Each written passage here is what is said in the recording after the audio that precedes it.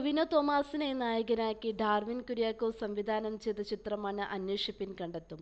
ദുരൂഹമായ കഥാവഴികളിലൂടെ police investigation നടത്തുന്ന thriller സ്വഭാവമുള്ള ചിത്രമാണ് അന്വേഷിപ്പിൻ കണ്ടെത്തും. എസ്.ഐ ആനന്ദ് നാരായണൻ എന്ന കഥാപാത്രവുമായാണ് ടൊവിനോ തോമസ് എത്തുന്നത്.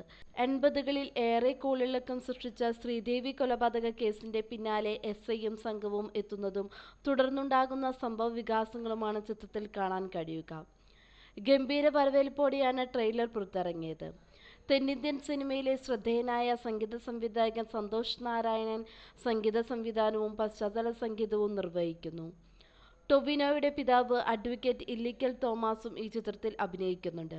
തിയേറ്റർ ഓഫ് ഡ്രീംസിന്റെ ബാനറിൽ ജിനു വി എബ്രഹാം, വിക്രം മെഹ്റ, സിദ്ധാർത്ഥ് ആനന്ദ്കുമാർ എന്നിവരാണ് ചിത്രം നിർമ്മിക്കുന്നത്.